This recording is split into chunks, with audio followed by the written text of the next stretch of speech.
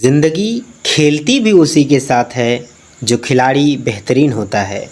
दर्द सबके एक से हैं मगर हौसले सबके अलग अलग हैं। कोई हताश होकर बिखर जाता है तो कोई संघर्ष करके निखर जाता है। नमस्कार, गुड इवनिंग, सत श्री अकाल। क्या हाल चाल। सीधी बात नो बकवास में एक बार फिर से आप सभी प्यारे मित्रों का तहे दिल से स्वागत है। दोस्तों, आज की ये वीडियो काफ़ी शानदार होने वाली है क्योंकि आज की इस वीडियो में हम बात करने वाले हैं बहुत ही इम्पॉर्टेंट टॉपिक की, जिसका नाम है धारामापी, जिसको हम इंग्लिश में गैल्वेनोमीटर कहते हैं। ये टॉपिक हमारे थियरी के लिए भी इम्पॉर्टेंट है और साथ में प्रैक्टिकल के लिए भी इम्पॉर्टेंट है। तो आप पूरा वीडियो लास्ट तक देखिएगा, वीडियो को बिना स्किप किए हुए लास्ट तक देखने के बाद अगर आपको ये वीडियो पसंद आता है तो प्लीज़ इसे शेयर ज़रूर करिएगा अपने दोस्तों के साथ। आइए शुरुआत करते हैं बहुत ही खूबसूरत से सेशन की। तो केजरीवाल जी शुरू करें। करो ना भाई, क्यों नहीं कर रहे। तो यहाँ पर आज का हमारा जो सेशन है धारामापी। पहले हम जानते हैं कि धारामापी क्या होता है। धारामापी एक ऐसा डिवाइस है जिसकी सहायता से हम परिपथ में धारा की उपस्थिति तथा धारा की प्रबलता को मापते हैं। यानी किसी परिपथ में धारा कितनी बह रही है ये भी जांचते हैं और साथ में ये भी जानते हैं कि धारा इसमें बह रही है या नहीं।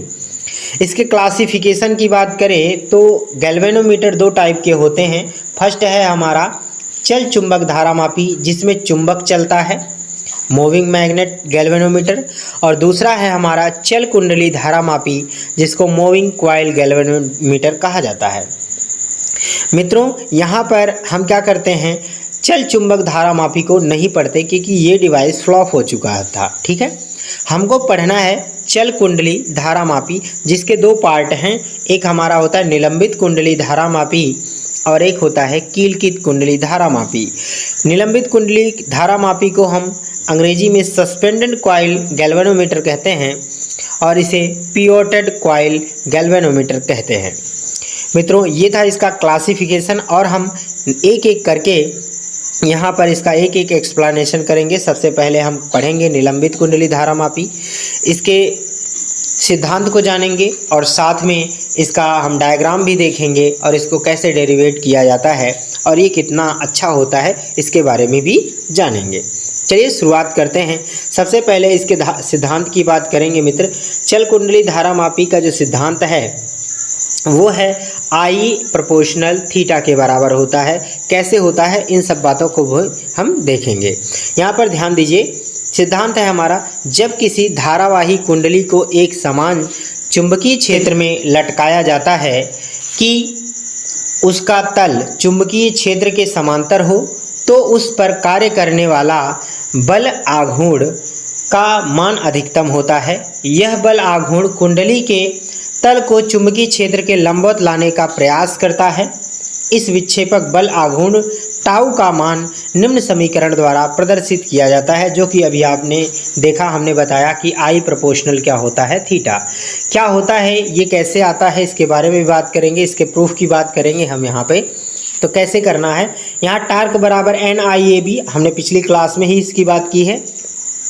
और यहाँ पर एक और नए टॉपिक की बात करेंगे, जैसे ऐंठन बल आघूर्ण कहते हैं। टार्क बराबर होता है C थीटा, जहाँ C ऐंठन बल नियतांक है। अगर हम इस पहले समीकरण और दूसरे समीकरण की बात करें, यहाँ पर देखिए साइन थीटा होता है, थीटा की वैल्यू 90 डिग्री हो जाती है। क्यों होती है ये अभी हम डायग्राम में आप लोगों को समझाते हैं। समीकरण 1 और 2 का अगर प्रयोग करें तो हम यहाँ टार्क का मान इसमें रख सकते हैं। जैसे आप देख रहे हैं टार्क बराबर NIAB है, तो समीकरण 1 से ये वैल्यू टार्क का समीकरण 2 में रख देंगे तो NIAB हो जाएगा। आई को यहाँ पर रोक लेंगे और हम NAB को इधर ट्रांसफ़र करेंगे तो इस तरह से हो जाएगा। और यहाँ पर जो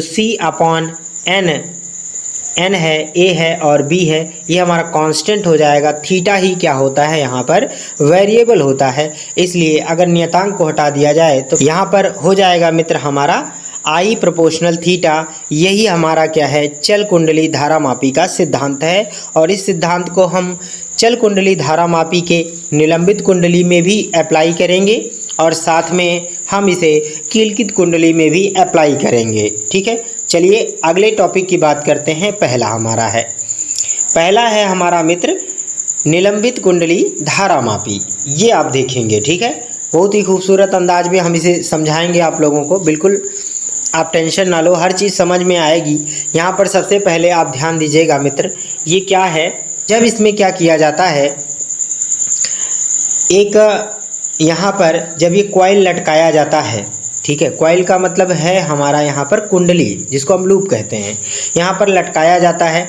यहाँ पर फास्फर ब्रांज नामक पदार्थ के तार से इसको लटकाया जाता है। यहाँ पर एक निडल होती है जिस पर रीडिंग लिया जाता है।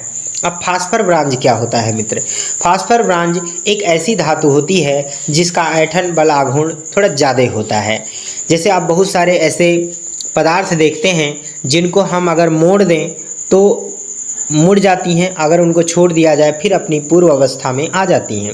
जैसे आपने जो शेविंग वाली ब्लेड देखी होगी, तो उसको अगर मोड़ते हैं तो मुड़ जाता है, फिर हम छोड़ देते हैं तो क्या हो जाता है, सीधा हो जाता है।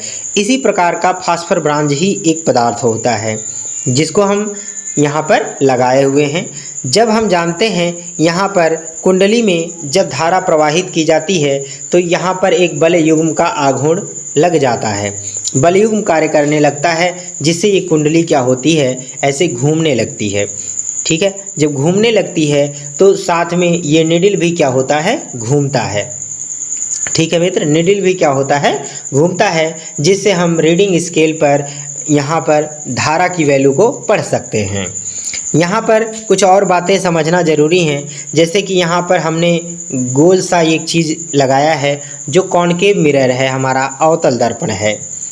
यहाँ पर एक खासियत और आपको ध्यान रखना है कि सबसे ख़ास बात ये होती है कि एग्जामिनर आपसे सवाल करता है कि आखिर ये जो चुंबक है इसको कॉनकेव यानी अवतल ही क्यों काटा जाता है। मित्र, अगर इसे अवतल काटा जाता है तो ये हमारे एक वृत्त का निर्माण करता है और यहाँ से जो चुंबकीय बल रेखाएं निकलेंगी वो इस तल पर क्या करेंगी, लंबवत होंगी, जिसमें हम साइन थीटा जो होता है उसका मान साइन 90 रख सकते हैं। थीटा की वैल्यू 90 डिग्री हो जाएगी तो साइन 90 की वैल्यू कितनी होती है मित्र, 1 होती है, और हम वो रख के वैल्यू को आसानी से पढ़ सकते हैं। इसीलिए इसे कॉनकेव काटा जाता है ताकि चुंबकीय बल रेखाएं यहाँ पर क्या हो जाएं, लंबवत हो जाएं। उम्मीद है कि ये बातें आपको समझ में आ गई होंगी। आगे बढ़ते हैं मित्र। आगे यहाँ पर हमको समझना है, क्या समझना है, इस धारामापी में एक निलंबन तार की सहायता से लटकाया जाता है। यह कुंडली चुंबक के ध्रुव खंडों के मध्य होती है। कुंडली के विक्षेपक को पैमाना व्यवस्था द्वारा ज्ञात किया जाता है। मित्र, जब भी आपको यहाँ पर सिद्धांत और निगमन की बात आएगी तो जैसे हमने चल कुंडली धारामापी का बताया है वो सारी बातें आपको यहाँ पर पुनः उतारनी होगी। यहाँ पर हमने पूर्वत लिखा है, सारी बातें आपको एक बार फिर से नोट करनी होगी। यही काम हम करते हैं कीलकित कुंडली धारामापी में। ठीक है, बस इसमें थोड़ा सा क्या होता है, परिवर्तन होता है। कैसे परिवर्तन होता है आइए देखते हैं इसे। इसमें इस तरह से आपको फिर से वही फिगर बनाना है। एक हमें क्या करना है, कॉनकेव चुंबक लेना है कटा हुआ। इसमें हमारा ये आपका क्या है, कॉइल है जिसको हम कुंडली कह रहे हैं। ठीक है, ये कीलकित क्यों कहा गया है, क्योंकि इसके दोनों सिरों पर इस तरह से कील लगाई गई है। क्या लगाई गई है, कील। और यहाँ पर ये थोड़ा सा कैविटी लगाया गया है। कैविटी क्या होता है, कैविटी का अर्थ ये हुआ कि वो इस तरह से कटोरी नुमा ऐसे होता है, कटोरी के नुमा, और यहाँ पर ये गड्ढे की तरह इस तरह से कील इसमें क्या होता है, ऐसे संपर्कित रहता है, किसी तरह से बंधा नहीं होता है। जब ये जो कील होता है, जब ये हमारी कुंडली इस तरह से घूमती है, ऐसे राउंड राउंड घूमती है, तो यहाँ पर क्या होता है कि ये कील भी हमारी इसमें टच होकर केवल घूमती है, टच होकर घूमती है, वो बंधी नहीं रहती है। ठीक है, यहाँ पर कुछ और बातें समझना है, जैसे कि यहाँ पर एक स्प्रिंग लगाई गई है। ये S1 स्प्रिंग है और ये S2 स्प्रिंग है इस साइड में। ठीक है ना, ये टर्मिनल 1 है, ये टर्मिनल 2 से यहाँ पर जोड़ा गया है। ये हेयर स्प्रिंग है। क्या होता है मित्र, हेयर स्प्रिंग है। हेयर का मतलब होता है बाल, और बाल की तरह ही पतला ये हमारा स्प्रिंग भी होता है।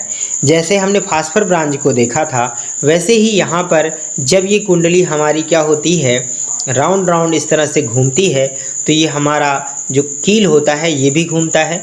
जब हम धारा प्रवाहित करना बंद कर देते हैं तो ये क्या होता है, कुंडली घूमना बंद कर देती है और स्प्रिंग क्या करता है, पुनः हमारे इन कीलों को क्या करता है, अपनी पूर्व अवस्था में ला देता है मित्र।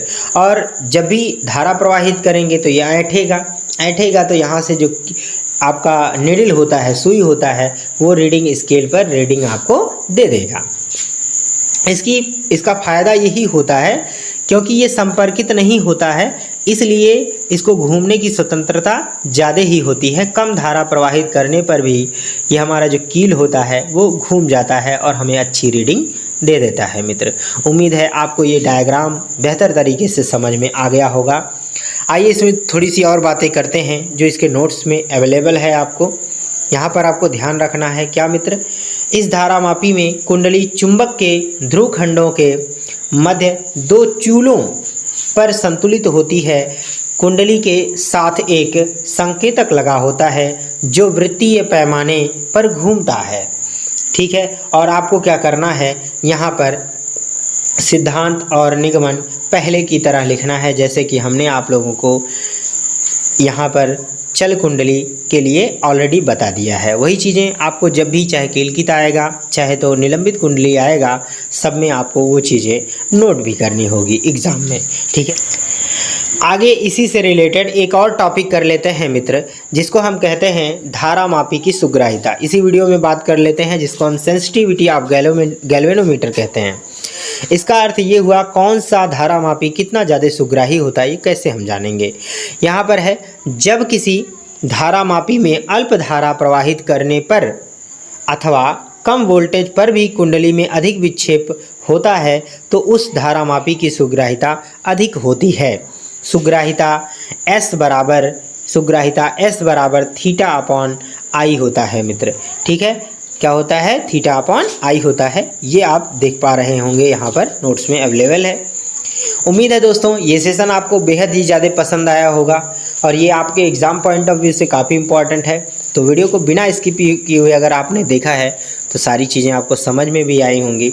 वीडियो पसंद आ गया हो तो प्लीज़ इसे लाइक और अपने दोस्तों के साथ शेयर ज़रूर करिएगा और हमारे चैनल पर ऐसी ही वीडियो पाने के लिए आप चैनल को भी सब्सक्राइब कर लीजिए ताकि आने वाली वीडियो की नोटिफिकेशन आपको मिलती रहे।